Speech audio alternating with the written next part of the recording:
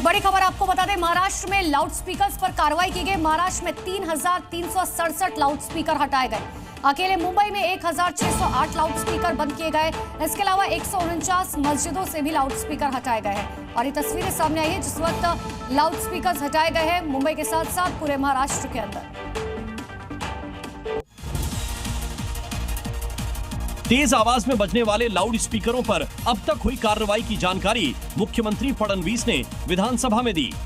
फडणवीस ने बताया कि अकेले मुंबई में अब तक ऊंची आवाज में बज रहे 1,608 लाउड स्पीकरों को म्यूट कर दिया गया है।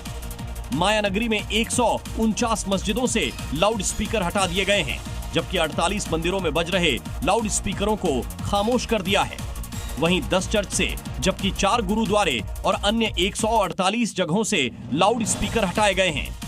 फडणवीस का दावा है कि ये कार्रवाई शांतिपूर्ण ढंग से की गई है, जिससे कोई धार्मिक या सांप्रदायिक विवाद नहीं हुआ है।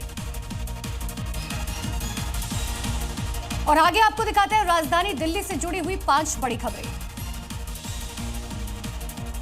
केंद्रीय गृह मंत्री अमित शाह की अध्यक्षता में यमुना पुनर्जीवन पर समीक्षा बैठक की गई, जिसमें सीएम रेखा गुप्ता ने भाग लिया। बैठक के बाद सीएम रेखा गुप्ता ने कहा कि एसटीपी क्षमता को 2028 तक 1500 एमजीडी तक बढ़ाने और यमुना में ई फ्लो को सुनिश्चित करने के लिए सभी एसटीपीज के जल की थर्ड पार्टी गुणवत्ता जांच कराई जाएगी।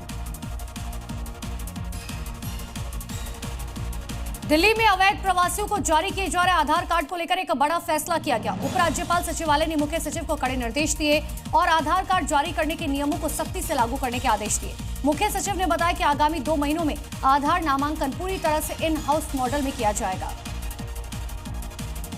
आम आदमी पार्टी के नेता सौरभ भारद्वाज ने बड़ा दावा करते हुए कहा कि सूरजकुंड के पास करीब 1300 साल पुराने गांव में डिमोलिशन किया जा रहा है। पहले दिल्ली की झुग्गियों में डिमोलिशन किया गया और अब अनऑथराइज्ड कॉलोनी और गांव में भी नोटिस दिया जा रहा है। इसी को लेकर महापंचायत बुलाई जा रही है, जिसमें आम आदमी पार्टी का प्रतिनिधिमंडल जाएगा और अपना समर्थन देगा।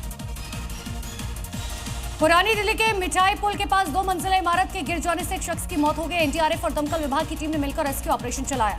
बताया जा रहा है कि यहां मेट्रो के टनल बनाने का काम चल रहा था और मेट्रो ने इनको दुकान खाली करने का नोटिस भी दिया हुआ था।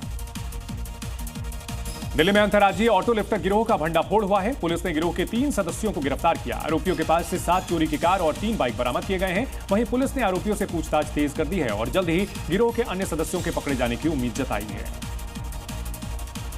छांगुर बाबा केस में बड़ा अपडेट आया है। छांगुर बाबा ने बना रखी थी विशेष फोर्स। 50 युवकों की यह विशेष फोर्स बनाई गई थी। छांगुर के इशारे पर ये तमाम लोग काम करते थे। छांगुर बाबा की कोठी में ही ये 50 लोग रहते थे।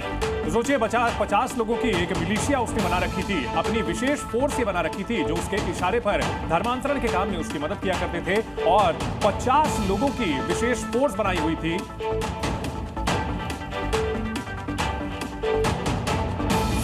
छांगुर बाबा केस मामले में लगातार नए चौंकाने वाले खुलासे हो रहे हैं। छांगुर को 500 करोड़ की विदेशी फंडिंग हुई, जिसमें से 300 करोड़ का लेन देन नेपाल के जरिए हुआ था। जांच एजेंसियां इसकी जड़ तक पहुंचने में जुटी हैं, जिसके लिए जलालुद्दीन उर्फ छांगुर को उसी जगह ले जाया गया जहां से छांगुर ने धर्मांतरण का गंदा काम शुरू किया था। इस मामले में इस्लामिक इंडिया के नापाक प्लान का पर्दाफाश पहले ही हो चुका है और अब जो नया खुलासा हुआ है उसमें कई देशों का कनेक्शन भी सामने आ रहा है। खुलासे के मुताबिक छांगुर को करीब 500 करोड़ की विदेशी फंडिंग हुई।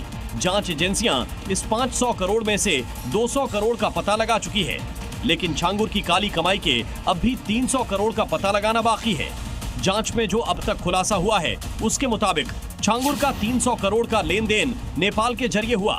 फंडिंग के लिए काठमांडू समेत नेपाल के सीमावर्ती जिलों में 100 खाते खुलवाए गए थे। उन्हीं खातों में धर्म परिवर्तन कराने के लिए पाकिस्तान, सऊदी अरब और तुर्की से पैसे भेजे गए। इसमें शामिल एजेंट 5% कमीशन लेकर नेपाल के खातों से पैसे निकालकर छांगुर तक पहुंचा देते थे। एटीएस की जांच में छांगुर बाबा के देश विदेश में कई बैंक अकाउंट अहम कड़ी है, जिनकी जांच की जा रही है।